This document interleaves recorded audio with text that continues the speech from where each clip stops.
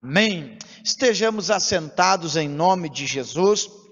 Eu quero louvar ao Senhor pela bondade dele. Nós estamos iniciando o último mês deste ano e estamos abençoados pelo Senhor, guardados por ele.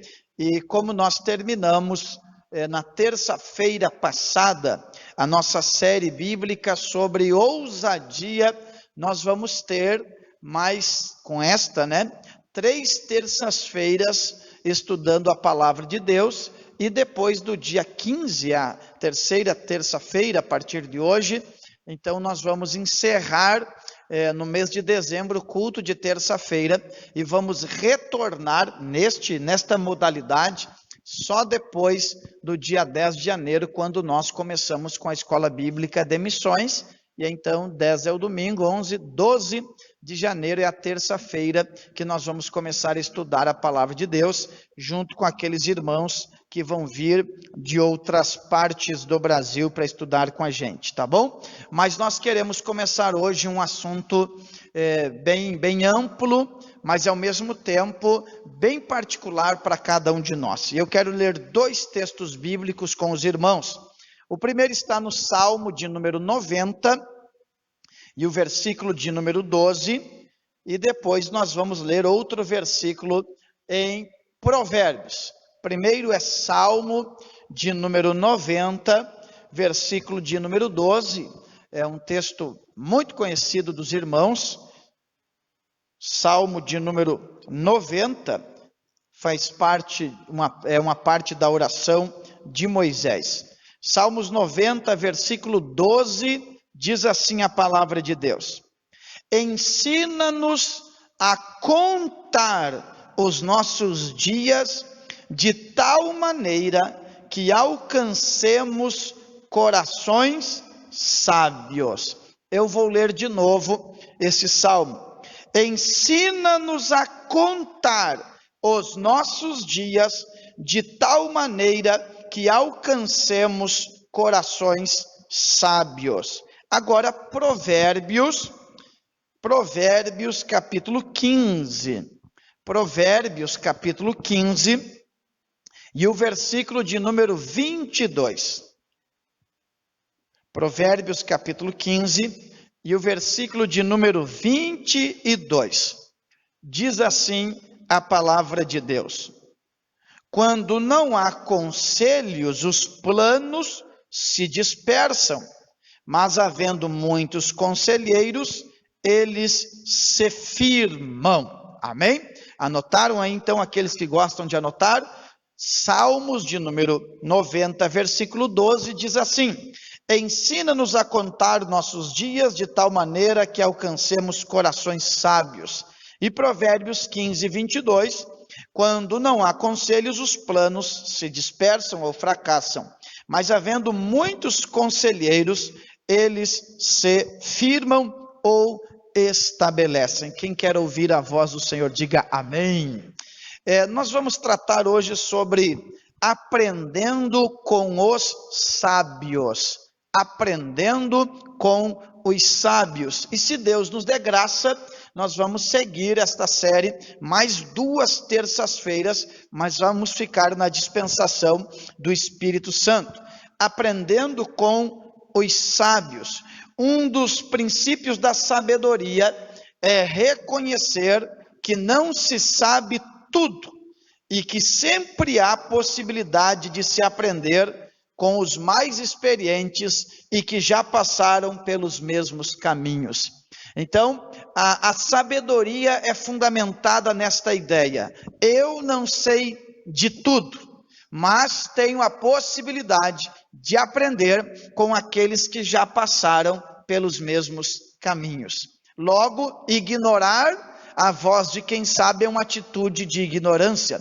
Eu lembro de uma profecia que eu recebi lá pelo ano de 2000, e eu lembro que o irmão, na inspiração profética, ele declarou umas particularidades da minha vida, mas também disse assim: e eu te levarei por vários lugares e você aprenderá com os meus servos.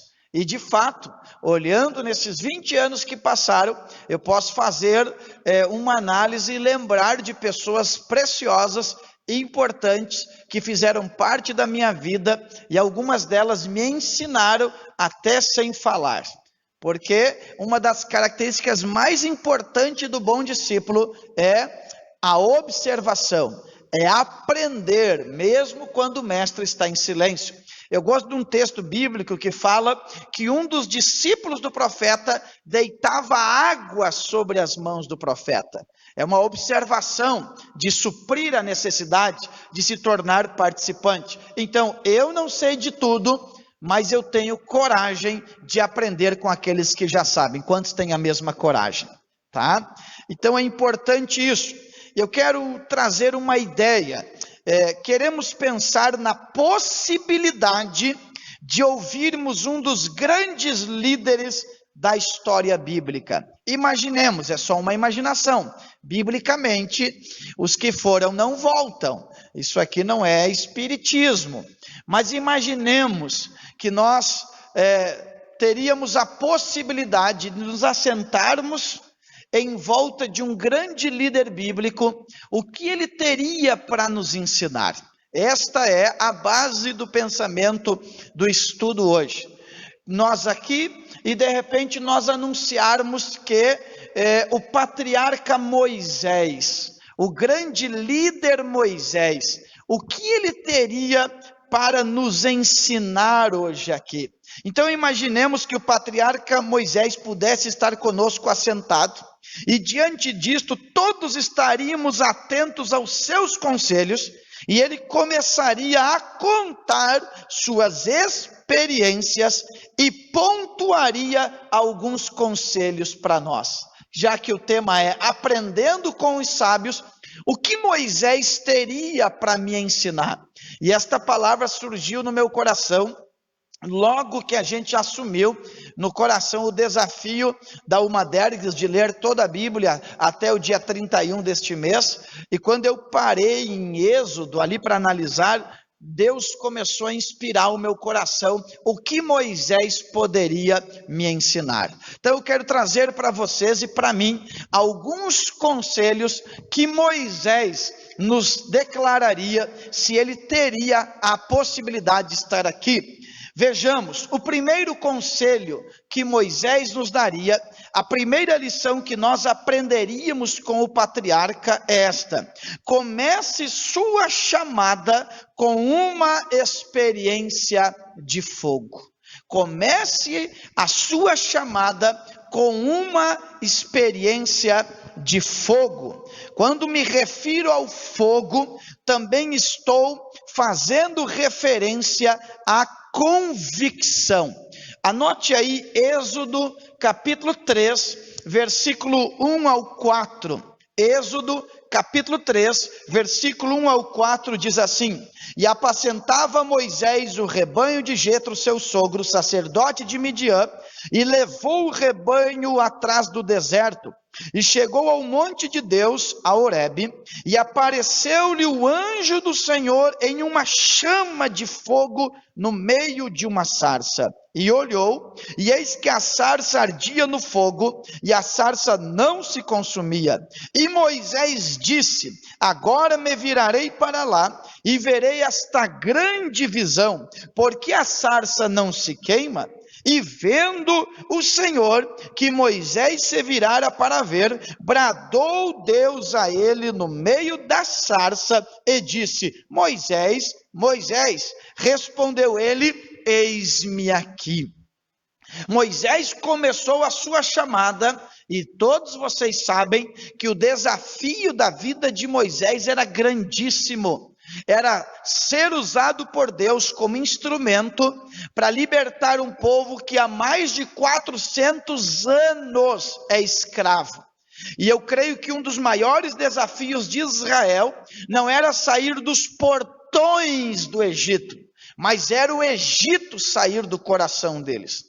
Quando Estevão, ele vai falar em Atos capítulo 7, narrando toda a história de Israel, ele diz assim que o povo voltou ao Egito no seu coração. Eles estavam fisicamente na peregrinação, mas o coração já estava no Egito. Lembremos-nos que a Bíblia diz em Lucas, que antes do filho pródigo sair da casa do pai, o coração já saiu. E antes do filho pródigo voltar para a casa do pai, que está no chiqueiro, mas o coração já voltou. Então o corpo vai obedecer a ordem que o coração está dando. E então Moisés agora ele tem um momento de cuidar um rebanho, que são animais, claro, isso aqui não é alegórico, é literal, mas daqui um pouco ele vê um arbusto do deserto que pega fogo, e no meio do fogo ele ouve a voz de Deus chamando ele. É básico, mas o fogo de Deus trata da convicção de que Deus me chamou. E esta palavra convicção é uma virtude que poucas pessoas têm. Convicção faz eu franzir a testa e não abrir mão do que Deus me falou. Faz eu firmar o pé, e não importa se o deserto é grande, não importa se o sol é quente, quem me chamou é poderoso para me respaldar. E eu quero que, só nisso aqui daria para nós caminharmos bastante tempo. Mas eu queria que você aceitasse o desafio de orar para que Deus lhe desse convicção. Convicção é uma revolução que dá uma direção. Se você ler Lucas capítulo 9, versículo 51, eu acho lindo isso aqui, e nas últimas 2 vigílias de fim de ano eu preguei a mesma coisa. A Bíblia diz em Lucas 9, 51, e Jesus manifestou o firme propósito de ir a Jerusalém. Outra tradução diz, ele manifestou resolutamente a decisão de ir. E aí no versículo 52 diz que os samaritanos queriam impedir Jesus de ir, mas o versículo 53 de Lucas 9 diz, porque viram na sua face que ele estava indo para Jerusalém. Quem é convicto, dá para ver na cara desta pessoa o que ela quer, para onde ela está indo, qual a sua posição. Então tome esta coragem, diga a Deus, eu sei que o Senhor me chamou, mas me deu uma experiência de fogo, glória a Deus por isso.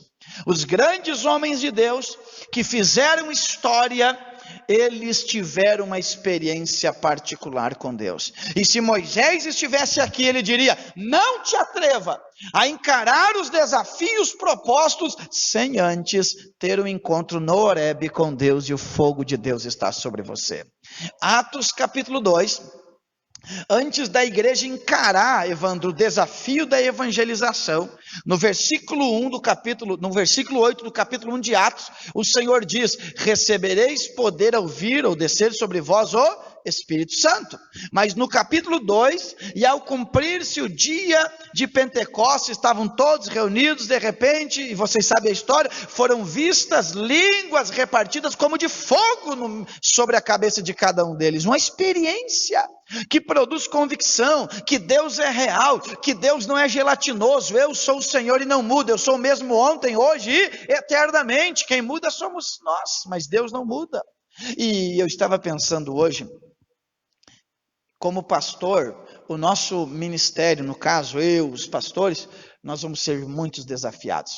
Porque a maneira de ser igreja, vou usar uma expressão, de fazer igreja, vai mudar muito. E só vai resistir quem tem convicção da chamada. Só vai resistir quem teve uma experiência com Deus. Anote aí, Ezequiel capítulo 1. Olha o exemplo de Ezequiel.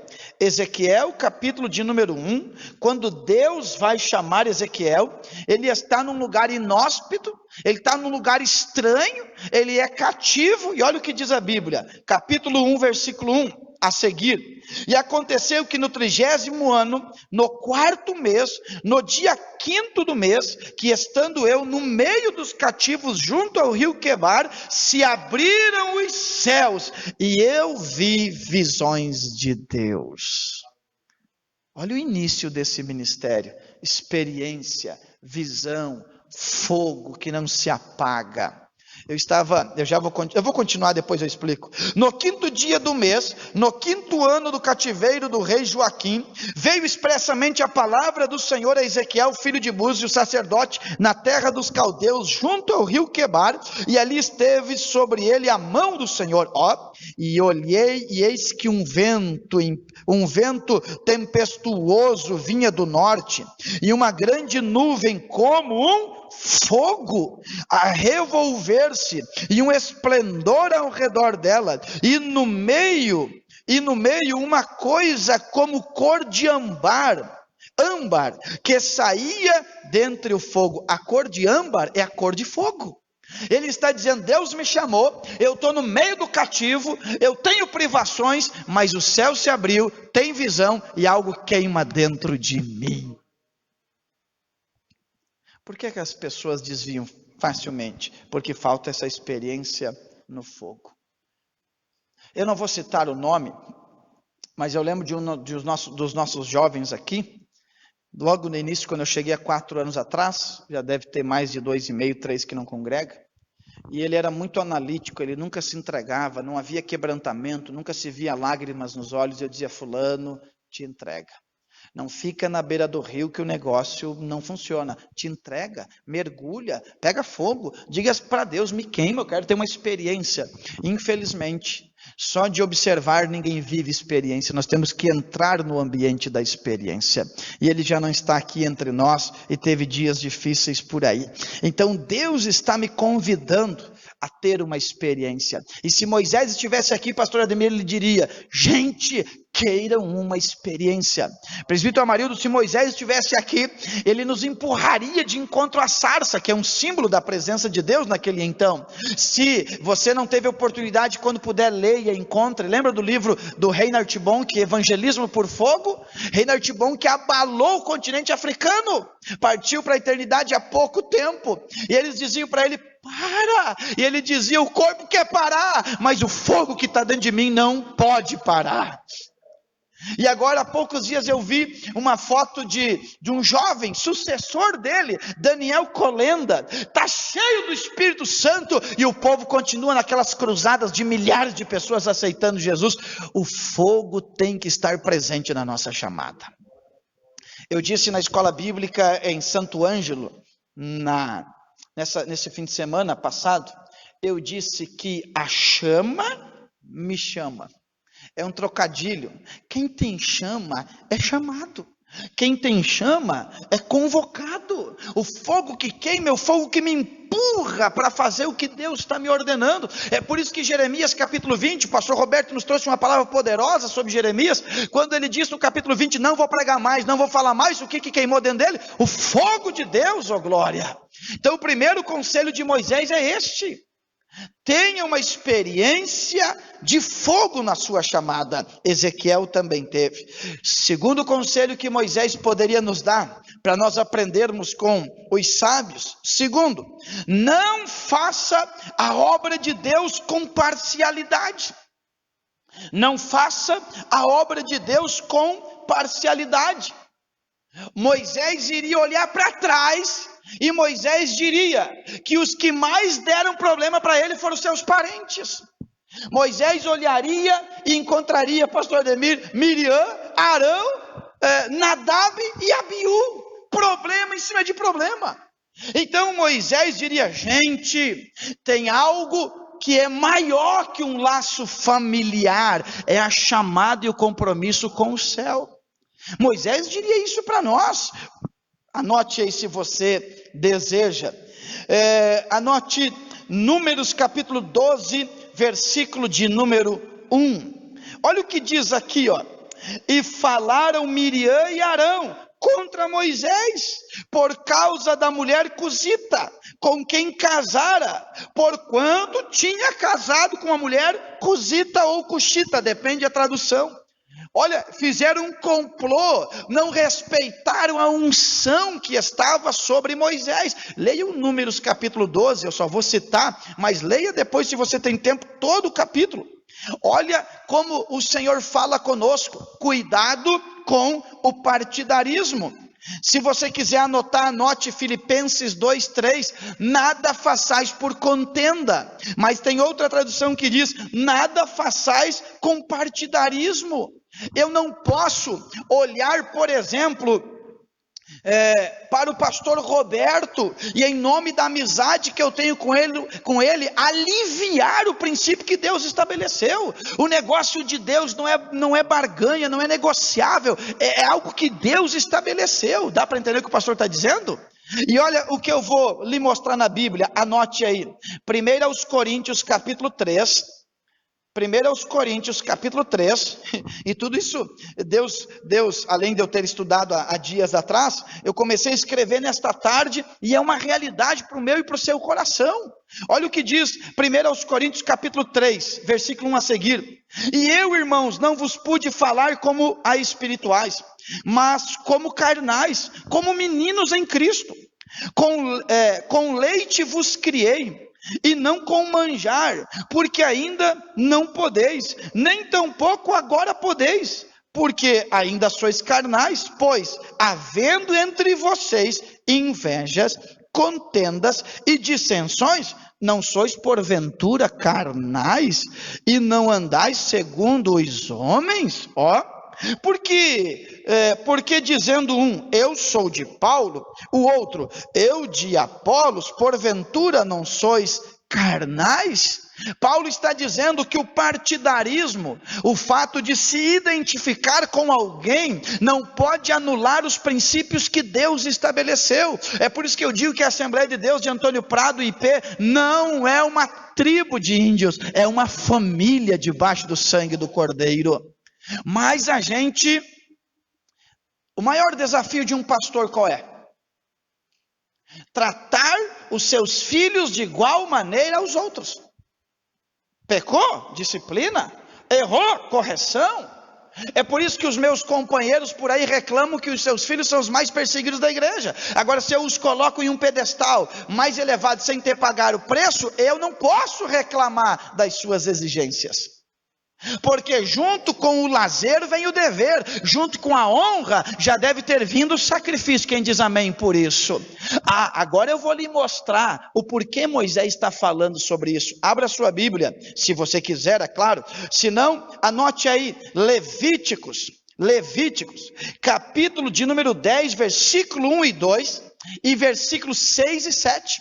Olha esse mistério aqui, olha esse mistério, Levítico, capítulo 10, versículo 1 e 2, primeiro, olha o que diz,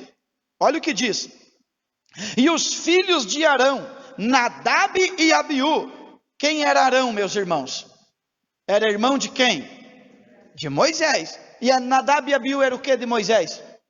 Olha, e os filhos de Arão, Nadab e Abiú, tomaram cada um o seu incensário e puseram nele fogo, e colocaram incenso sobre ele, e ofereceram fogo estranho perante o Senhor, o que não lhes ordenara. Então saiu fogo de diante do Senhor, meu Deus, e os consumiu, e morreram perante o... Quem morreu, irmão? Nadab? São filhos de quem? Arão. Sobrinhos de quem? Moisés. Agora olha o versículo 6 e 7, aí dá medo. Olha o que, não é Deus que está inspirando isso aqui. E Moisés disse para Arão, ó o tio, falando sobre os sobrinhos para o irmão. E Moisés disse a Arão e aos seus filhos, os que ficaram, Eliezer e Itamar, não descobrireis as vossas cabeças, nem rasgareis as vossas vestes, para que não morrais, nem venha grande indignação sobre toda a congregação. Mas vossos irmãos, toda a casa de Israel, lamentem esse incêndio que o Senhor acendeu, mas nem saireis da porta da tenda da congregação, para que não morrais, porque está sobre vós o azeite da unção do Senhor. Olha o que Deus está dizendo, vocês não vão chorar não, porque tem coisas que o ministério vale mais que os laços sanguíneos. Eu sei que é um contraponto na ideia da gente de que primeiro é a nossa casa, e lembremos-nos que Paulo explicou que quem não cuida da sua casa não pode cuidar da família de Deus. Só que cuidar da minha casa não é abrigá-los, é corrigi-los, é direcioná-los. E Moisés está dizendo: não adianta vocês reclamarem, vocês escolhem laços sanguíneos ou a unção do Espírito Santo que está sobre vocês. Se Moisés viesse hoje, ele pararia assim na frente dos nossos plenários e diriam: Nadab e Abiú tinham chamada, não é porque eram filhos de Arão, mas não adianta ter chamada e não cumprir o princípio que Deus estabeleceu. Então, cuidado, porque você pode se juntar a alguém que quer o princípio de Deus e você tem que ser o ato corretivo de Deus sobre aquela pessoa. Está na Bíblia? Eu explico. Jesus disse assim, ó, se tu vê o teu irmão pecar, o que tu tem que fazer? Orar por ele? Não, mas é o que a igreja ensina. Está vendo o irmão pecar, ora por ele. A Bíblia não manda orar por ele. A Bíblia manda, vai falar com ele. Vai falar para ele, tu está errado, tu está em pecado. Se não te ouvir, a Bíblia não manda fazer fofoca, mas manda abrir o jogo, chama mais alguém e leva junto. Se ele não ouvir vocês dois, leva para a igreja, aí traz a público. E se não ouvir a igreja, pode mandar embora porque é fariseu e publicano. Está na Bíblia isso aí. Então a Bíblia não manda orar, a Bíblia manda a gente corrigir. E Moisés ia dizer, gente... O Arão, gente, que Deus chamou de profeta, foi só eu me ausentar que ele sofreu a pressão e construiu o bezerro de ouro. Nadab e Abiú foram criados na lei do Senhor, mas aplicaram fogo que não saía do altar. Oh, meu Deus do céu. Aí os outros dois, Eliezer e Itamar, não. Já tiveram outra postura. Então Moisés me daria esse conselho e te daria esse conselho. Terceiro conselho que Moisés nos daria. Já passou o tempo, eu só tenho 25 conselhos aqui. E só no último conselho, diz o pastor Roberto, tem 5 pontos e 3 subtópicos. Mas não, terceiro conselho, olha o terceiro conselho que Moisés daria para mim, daria para você hoje. Olha o terceiro conselho. Saiba, por mais que você faça tudo certo, sempre haverá murmuração e descontentamento. É Moisés, e Moisés não era líder de uma família, porque nós os pais fazemos de tudo para os filhos estarem bem, mas sempre tem reclamação, sempre não está bem, nunca está 100%, agora Moisés tem um rebanho de mais de 2 milhões, é uma luta, e eu quero que vocês, anote aí, saiba, por mais que você faça tudo certo, sempre haverá murmuração e descontentamento. Sempre, sempre. Anote aí se você puder, Números capítulo de número 11 e versículo de número 6. Números capítulo 11, versículo de número 6, e anote o versículo de número 12 também. Olha o que diz a Bíblia. E o vulgo que estava no meio deles, tinha um vulgo. O que é o vulgo? É o populacho. É aquele povo que viu os milagres e disse, eu não sou israelita, mas lá tem milagre, eu vou no meio do povo. Porque nem todo mundo que está no meio do povo é crente. Você imagina o povo lá no meio do Egito, Miriam, vendo Deus dar vitória para o povo, usar Moisés e tal. É isso que eu quero ir junto. Só que o povo que vive milagre, mas não tem experiência com Deus, não tem estrutura para viver o deserto. Então quando eles estão no milagre, eles estão juntos. Mas quando eles vão para o deserto, manifesta o que está dentro do coração deles. É por isso que Deus disse, eu te levei ao deserto para provar o que estava no teu coração. E o vulgo que estava no meio deles veio a ter grande desejo, pelo que os filhos de Israel tornaram a chorar, meu Deus, e disseram, quem nos dará carne a comer? Lembramo-nos dos peixes que no Egito comíamos de graça. Era de graça a comida no Egito? Gente, o faraó, lembra, Elisângela? O faraó disse assim, não deem para eles nem palha, os elementos para fazer os tijolos. Eles tinham que trabalhar mais, não tinha nem, olha o que o diabo faz na cabeça de alguém que é ingrato e murmura. Lá nós tinha comida de graça, pepino, melões, e aí vai, e daí cebolas, Gente, estava com saudade dos alhos, mas agora a nossa alma se seca, coisa nenhuma há, senão este maná diante dos nossos olhos. Gente, estuda depois sobre o maná. O maná tinha todos os carboidratos e vitaminas que eles precisavam para avançar no deserto, porque o que Deus te dá é justamente o que você precisa. Meu Deus, alguém tinha que ter dado glória agora.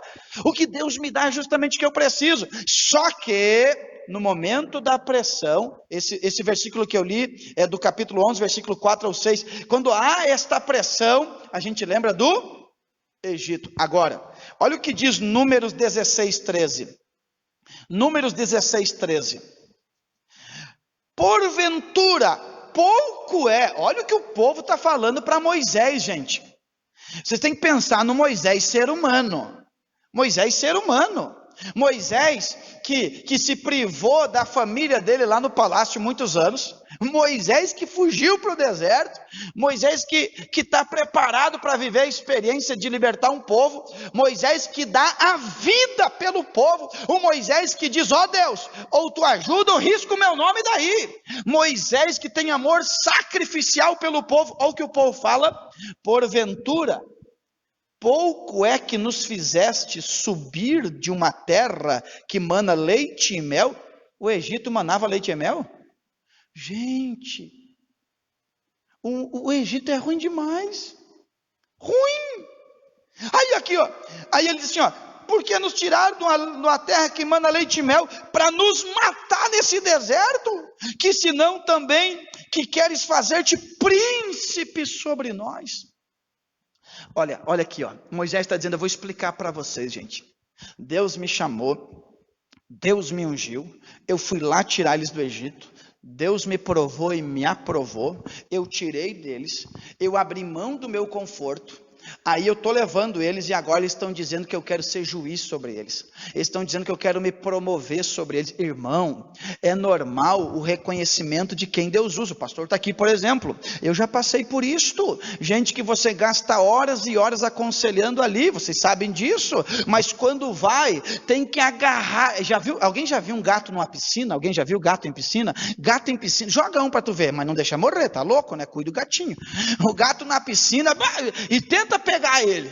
Ele vai te arranhar sem querer querendo. Então tem gente que para justificar o que vive, tem que dar soco em quem está perto. É por isso que alguém já, eu não sei se é verdade, que eu nunca socorri alguém, tu que é nadador, Patrick, nada, né? Diz que quando tu vai socorrer alguém, tu tem que dar um box nele para ver se ele, né? Porque senão ele te agarra e te mata afogado junto. Eu já fico orando, Jesus salva, liberta, manda o peixe, sei lá, ou se o Jonas recebeu, né? Porque ou dá coragem para esse indivíduo. Mas aí te machuca e Moisés está dizendo, ó, eu vou explicar para vocês, o que vocês fizerem, faça para a glória de Deus, independente do que os outros vão dizer. É isso que Moisés vai dizer para mim e vai dizer para ti. Trabalha, porque quer morramos, quer vivamos, quer comamos, quer bebamos, o façamos para a glória de Deus. Quantos dizem amém por isso? Tá? Glória ou não glória? Moisés foi instrumento usado, mas eles não entenderam. Eu pergunto para vocês, o mundo é bom ou é ruim? É ruim. Ele é bom no momento, mas ele é ruim, ele faz mal para a gente. Por que ele faz mal para a gente? Porque ele tira a gente daquilo que é bom, que é a presença de Deus. Então, cebola, pepino, peixe, fora da presença de Deus é amargura para a alma. Então eu anotei assim, é muito importante saber que servimos as pessoas, todos nós, mas agradamos a Deus. Todos nós temos que agradar a Deus.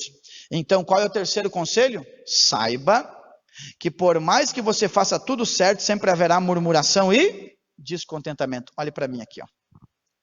A primeira menção, dobre atenção. A primeira menção que a Bíblia fala entre a ligação de murmuração e lepra é em Miriam, no capítulo 12 de Números. Quando você vê, o pastor Roberto nos explicou algo sobre murmuração, que tem a ver com falar com os dentes apertados, né? Reclamar. Só que existe uma palavra em hebraico chamada lashon hara. Lashon Hará é a enfermidade da lepra aplicada ao murmurador. Quando Números capítulo 12, Miriam, que eu já li para vocês, ela se levanta contra Moisés, ela praticou Lashon Hará. Olha o que o pastor está dizendo, gente. Murmuração. Quando ela pratica Lashon Hará, vem sobre ela a lepra, e em Números 12, versículo 15, diz que a solução da lepra era excluir ela do acampamento por 7 dias. Ou seja, eles estão peregrinando, mas eles têm que se estancar, porque alguém murmurou, porque alguém reclamou, e ela teve que ser isolada. Por que o tratamento é o isolamento? Porque se o pecado é da língua, tem que ficar sozinho, para aprender a dominar o que fala. Só que, não era só Miriam que sofreu, quem sofreu? Todo o acampamento. É por isso que tem igrejas que têm potencial para avançar, mas não avança porque praticaram Lashon Hará, murmuração, reclamação, espírito do chave, sempre eu, só eu, não, bota a mão no arado, dá glória a Deus e diz, olho para frente, não olho para trás. Esse é o conselho dele. Quarto conselho que Moisés daria, e nós queremos aprender com esse sábio. Olha só, eu vou guardar isso aqui que é uma preciosidade. Deixe Deus pelejar tuas causas. Moisés viria aqui, é por isso que eu acho interessante, eu estava pregando num outro estado, e eu não lembro se foi 30 anos ou 50 anos que o pastor anterior havia pastoreado, eu não lembro bem, sei que era um número estrondoso, né? Perto do que a gente está acostumado. E agora o neto dele era o pastor. Ele sentiu que não seria o seu filho o pastor, mas era o seu neto, tem a minha idade. E o neto é médico, teve então que renunciar a parte da sua profissão, da medicina, para cuidar da igreja. E eu estava pregando nesse congresso no mês de fevereiro. Aí anunciaram que esse senhor, pastor, pregaria. Eu tinha o direito de descansar. Mas eu digo, um homem que pastoreou, agora não estou lembrado se é 50 ou 30 anos a mesma igreja, deve ter coisa boa para nos falar. Então eu me aprontei, não obstante o meu culto ser dali 2 horas daquele horário que eu estava pronto, eu digo, eu vou lá ouvi-lo. Porque imagine alguém que liderou gente 30 anos. E de fato foi uma preciosidade. Se eu não pregasse à noite, eu já estaria abençoado. Então Moisés é este homem que tem trajeto, que pode me ensinar, e ele em quarto lugar, ou não sei se em ordem, mas me diria assim, deixa Deus pelejar as tuas causas. Imagine ele, não é gaúcho, não tomaria chimarrão, mas daqui a pouco se adaptando à nossa cultura, com uma erva ponche verde, amarildo ali, tomando chimarrão, ele ia dizer, deixa Deus pelejar a tua causa. Vou lhe dar um exemplo bíblico, anote aí primeiro, Êxodo 14, versículo 13 e 14, olha o que diz Êxodo 14, 13 e 14, Moisés, porém, disse ao povo, não temais, estais quieto, e vede o livramento do Senhor, que hoje vos fará, porque os egípcios que hoje vistes, nunca mais o tornareis a ver, o Senhor pelejará por vós, e vós vos calareis. Mas dá para ver o cenário? É fácil eu dizer para ti, não, Deus vai pelejar por ti, mas eu estou tranquilo. Mas eles estão apertados pelo deserto, é o que diz, né, Êxodo 14. Eles estão diante do mar, eles têm faraó que estão vindo, mas eles estão confiantes que quem peleja é Deus. Lembra a palavra que eu preguei há poucos dias, quem sabe alguém estava lá no IP, sobre Samá, que guerreou para defender o seu terreno de lentilha, mas a Bíblia diz que foi Deus que deu o livramento, é Deus que peleja por nós. E Moisés vai dizer, eu creio que Moisés repetiria o que o apóstolo Tiago disse, anote Tiago 1:20. Tiago 1:20 diz assim, porque a ira do homem não produz ou opera a justiça de Deus. Moisés ia dizer assim, haverá problemas, mas aquele Deus que te tirou do Egito vai pelejar tuas causas. Que conselho tremendo. Mas o meu facão é lá de Palmeira das Missões, ou Coronel Bicaco. Ah, mas eu sou lá de Muliterno. Ah, lá é perigoso, né? Eu sou lá do bairro tal, de Salto do Jacuí, né? Não, eu sou lá da Vila dos Tocos, em São Leopoldo, hein?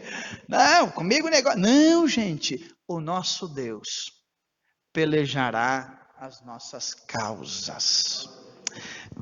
Anote, e queria que você pudesse ler depois o que você está anotando. Números capítulo 16. Números capítulo 16. E anote versículo 2 ao 5. Olha o que diz a Bíblia. Números capítulo 16.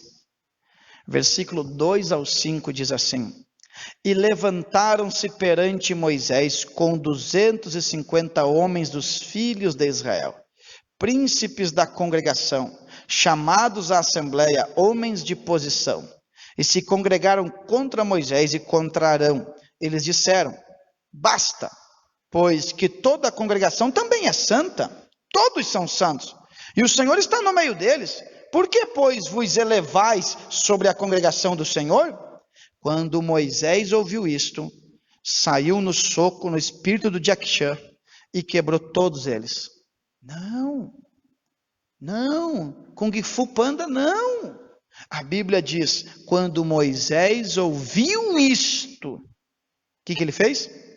Caiu sobre o seu rosto e falou para Coré e para toda a sua congregação, dizendo: amanhã pela manhã o Senhor fará saber quem é seu e quem é o santo que ele fará chegar a si, e aquele a quem escolher fará chegar a si. Eita!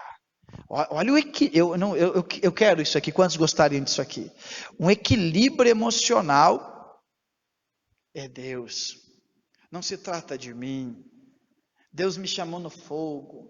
Deus nos constituiu. É Deus que vai pelejar as nossas causas. É Deus que vai cuidar de nós nessa cidade. É Deus que vai cuidar da tua vida lá na empresa. É Deus que vai cuidar da tua vida no meio da competitividade. É Deus. E o que eu faço? Cai com o rosto em terra. Essa expressão cair com o rosto em terra tem a ver com a mesma expressão adoração. Adoração é prostrar-se em terra. Moisés disse: meu negócio é com o Senhor, oh glória. É por isso que Paulo disse aos Coríntios, capítulo 12, versículo 15, se não me engano é 2 aos Coríntios 12, 15, ele disse assim, eu de boa vontade me gastarei e me deixarei ser gastado por amor a vós, ainda que eu vos ame mais, seja eu menos amado. Paulo está dizendo, não se trata de nós, se trata daquele que nos chamou e nos amou. Então ele diria assim: deixe Deus pelejar as tuas causas. Vocês lembram quando eu ensinei aqui, eu não lembro se foi no dia dos pacificadores, mas na série das bem-aventuranças, que a Bíblia diz: se o teu inimigo tem de comer, tem fome, dá-lhe de comer, se tem sede, dá-lhe de beber, e assim amontoarás brasas de fogo sobre sua cabeça. É porque essas brasas é um sinal de Deus dizendo assim: pode deixar para mim, se alguém quer mal de você, faça o bem, porque o bem que você está enviando para lá é o sinal de onde eu devo agir com a minha justiça. É uma loucura, mas é assim que funciona. Então Moisés, ele já iria indo para a parte final dos seus conselhos, e com certeza, se Moisés estivesse falando aqui, vocês estariam mais admirados. Se Moisés estivesse falando aqui, vocês diziam assim: é Moisés, é o camarada que viu o mar abrir. Mas como Moisés não pode estar, não foi ele que me enviou, mas foi o Deus de Moisés que me enviou aqui, glória a Deus. Ele diria para nós assim, em quinto lugar, ele diria: divida as tuas tarefas. Ele diria para nós: divida as suas tarefas. Porque Moisés é um homem que tem mais de 2 milhões de pessoas em sua frente, e ele sabe que a sua experiência com Deus não anula a sua limitação, que a sua chamada no fogo lhe dá convicção, mas não anula a sua estrutura limitada. Então Moisés tentou ser o principal, mas Moisés diria para o pastor Marciano, diria para você que é pai de família, diria para você que é mãe de família: você não vai dar conta de tudo. Teus braços podem ser, os meus são curtos, os teus podem ser compridos, mas você não consegue abraçar o mundo todo, não dá. Então ele repetiria uma história, ele diria: eu estava cansado, mas eu decidi, como eu estou aconselhando você, eu decidi ouvir o conselho de Jetro, meu sogro. E anote aí, se você quiser, anote Êxodo capítulo 18, versículos 21 a 25. Êxodo capítulo 18, versículo 21 ao 25 diz assim: e tu dentre todo o povo procura homens capazes, tementes a Deus, homens de verdade, que odeiam a avareza, e coloca eles sobre, por maiorais de 1000, maiorais de 100, maiorais de 50 e maiorais de 10, para que julguem todo este povo em todo o tempo. E seja que todo negócio grave eles vão trazer para ti, mas todo negócio pequeno eles o julguem. Assim a ti mesmo te aliviarás da carga, e eles a levarão contigo. Se isto fizeres, e Deus tu mandar, poderás então subsistir, ou existir, aguentar. Assim também todo este povo em paz irá ao seu lugar. E Moisés deu ouvidos à voz do seu sogro. Diga comigo, sogro. Eu acho que era a sogra, mas ela falou para o sogro e o sogro falou para ele. Porque geralmente é a sogra que fala, mas como não está na Bíblia, vamos ficar com o sogro aqui, né? E fez tudo quanto tinha dito, e escolheu Moisés homens capazes de todo Israel, e o pôs por cabeças sobre o povo. Está dando para entender o que o pastor está dizendo? Anote aí se você quiser. O perigo do cansaço. Moisés diria para nós: cuidado com o esgotamento. Cuidado com o cansaço. Ele ia dizer assim, ó: ei, não assuma todas as preocupações dos outros. Reparta. Cada um cuida de uma parte do problema, e assim tanto você vai subsistir, quanto todo mundo que está perto de ti também vão subsistir. Cuidado com o cansaço, porque o cansaço, ele produz, primeiro, impaciência. Quando a gente está cansado, a gente não tolera muita coisa, blá, blá, blá, blá, blá, blá, blá, a gente já fica bravo, né? Quando a gente está numa excursão cansado e tem alguém que fala muito, a gente fica meio estranho. Estão me ouvindo aqui, assistindo. Quando a gente está cansado, sabe? E tu chega, não sei se acontece com os irmãos, as irmãs, e se quer muita explicação, não dá, não é a hora. O cansaço produz impaciência. Segundo, o cansaço produz desânimo. O cansaço produz desânimo. Quando você está cansado, parece que você não tem força mais para nada, dá um desânimo, você fica esmorecido. E terceiro que eu anotei que me preocupou, e é algo que o Mike Murdock fala no seu livro O Ministro Fora do Comum: o cansaço nos leva a tomar decisões precipitadas. Precipitadas. É por isso que Mike Murdock, ele diz na sua postura que ele não atende ninguém depois das 3 da tarde. Ele trabalha a manhã toda e o princípio da tarde, depois das 3 ele já não consegue atender as pessoas. Por quê? Ele pode atender, mas não vai ser com qualidade. E se ele for pressionado, ele não vai conseguir dar uma resposta em seu juízo. Quem sabe para aliviar a carga, ele diz: vai e faz, mas não é hora. Não, já aconteceu contigo de chegar uma hora que tu está meio cambaleando e dizer uma coisa e não era aquilo que é para dizer? Então Moisés diria: divida as tarefas, compartilhe a realidade financeira da sua casa com todos que fazem parte dela. Chama os filhos ao redor da mesa, porque há uma filosofia equivocada que pais não compartilham pressões com os filhos. Eles nasceram sob pressão, o parto foi uma pressão. Eles têm que entender que a realidade financeira não lhes permite ostentar o que eles veem nos outros ou na rede social. Esta é a realidade. O pai e a mãe ganham tanto, é isso que eu posso comprar, não posso comprar, não vai dar certo, e segue o baile. Glória a Deus por isso. Divida as cargas. Divida, porque senão tu não chega até o final. Sexto lugar, Está quase acabando. Em sexto lugar. Olha o sexto conselho que Moisés daria para nós hoje aqui. Anote. Não ande sem a presença de Deus. E se tem um homem que pode falar de presença de Deus é Moisés. Não ande sem a presença de Deus. Eu não quero andar sem a presença de Deus. Eu estava orando hoje de manhã, eu digo, Deus, eu não quero viver sem a tua presença. Eu não quero caminhar sem a tua presença, eu não quero ministrar sem a tua presença. E Moisés, ele tem dito isso para nós aqui nesse texto, não ande sem a presença de Deus. Êxodo capítulo 33, versículos 1 e 2, e depois versículo 14 e 15.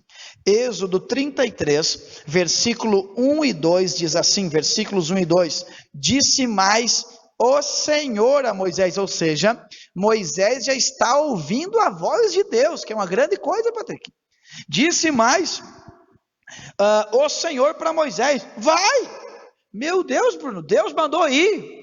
Só que há algo mais profundo nesse texto, porque Deus nos coloca, vamos usar uma linguagem, posso usar uma linguagem, não é chula, mas é para entender, Deus nos coloca umas pegadinhas às vezes para ver onde é que está o nosso coração. E Deus disse mais o Senhor a Moisés, vai, sobe daqui, tu e o povo que fizeste subir da terra do Egito, a terra que jurei a Abraão, Isaque e a Jacó, dizendo, a tua descendência a darei, e enviarei um anjo adiante de ti, e lançarei fora os cananeus, e os amorreus, e os heteus, e aí você vai, olha o que Deus está dizendo, gente, olha o que Deus está dizendo, Moisés, fica tranquilo Moisés, a vitória já está garantida, não vai ter ninguém que vai resistir vocês, Deus provando o coração, Moisés, aquilo que todo mundo quer, a realização, possuir, a conquistar, tu vai ter, eu estou te dando minha palavra, Deus está vendo, se Moisés quer o que Deus pode oferecer, ou Moisés quer Deus, glória, Deus está dizendo, tudo que os outros querem eu vou dar para ti, aí ele diz no versículo 14 e 15, disse pois, irá a minha presença contigo, para te fazer descansar, então lhe disse, se tu mesmo não fores conosco, não nos faça subir daqui. Quantos querem a presença de Deus? Presença de Deus, presença do Espírito Santo, cultos com a presença de Deus, ministrações com a presença de Deus, caminhar com a presença de Deus, ir trabalhar com a presença de Deus, reunir em família com a presença de Deus, vir para a igreja já com a presença de Deus. Vocês sabem, irmãos, com todo respeito, tem movimentos por aí que preferem o anjo, que preferem a conquista da terra, nesse contexto de vitórias, mas nós queremos a presença de Deus, Ele conosco, Ele conosco, Ele conosco, a sua graça conosco, tudo que Ele é conosco, glória a Deus. Quantos querem esta presença?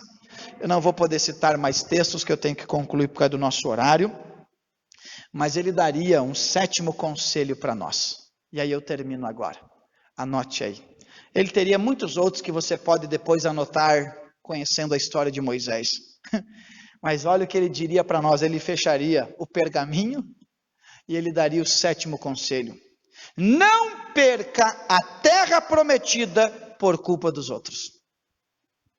Não perca a terra prometida por culpa dos outros. Anote aí se você puder. Números capítulo 27, versículo 12 ao 14. Vocês lembram aquela frase que o pastor diz, volta e meia? Se eu só quero ser crente, se é para ser crente que vai para o céu. Porque não basta ser crente, só por ser crente, eu quero ser um crente que eu vá para o céu. Então eu tenho que olhar e dizer, Deus, vai me corrigindo, vai me preparando, vai me moldando. Eu quero ser um crente que vai para o céu.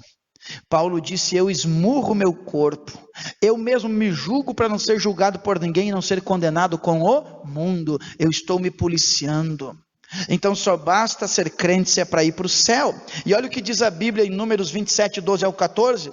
Depois disse o Senhor a Moisés: sobe ao monte de Abarim e vê, olha o que Deus está dizendo, e vê a terra que tenho dado aos filhos de Israel, e tendo-a visto, então serás recolhido ao teu povo, como foi recolhido o teu irmão Arão. Deus está dizendo: a terra que eu prometi, olha para ela lá, estou olhando. Tem gente que só vai ver, tem gente que vai contemplar, mas a realização não está em ver, a realização está em entrar, desfrutar. Mas ele diz: por que eu não vou poder entrar? Se fosse a pergunta, Moisés não questionou. Porquanto no deserto de Zim, na contenda, na contenda da congregação, Moisés, não tinha nada a ver contigo, eram os outros que estavam contendendo, Moisés, o problema era deles, eu era contigo, eu estava bravo com eles, você eu amava. Olha o que Moisés está dizendo para nós aqui, gente. Quando os outros se meterem em contenda, saiba, se Deus está contigo, preserve a presença de Deus. Aí Moisés, na contenda da congregação, o que Deus disse? Fostes rebelde ao meu mandato de me santificar nas águas diante dos seus olhos. Estas são as águas de Meribá de Gades, no deserto de Zim. Deus está dizendo: Moisés, eu prometi, só que você foi levado pelos outros, você foi contagiado pelos outros. Você já ouviu aquela frase daquela música? Se tu te vas, eu vou também. Se tu vai, eu vou. Mas se tu não vai, não me impeça de ir. Se coloque em pé em nome de Jesus. Moisés terminaria dizendo: não perca o céu por nada. Não perca o céu. Não, Mateus 24 diz: muitos vão se escandalizar naquele dia. Mateus 24 diz: o amor de muitos vai se esfriar. Mas a Bíblia diz: aquele que perseverar até o fim será salvo. Nada vai tirar você do caminho do céu. Oh glória! Não faça como o Salmo 73, que Asaf quase desviou por olhar para os outros. Nós queremos ir para o céu, nós queremos terminar nossa caminhada indo para o céu. Quem recebe esta palavra?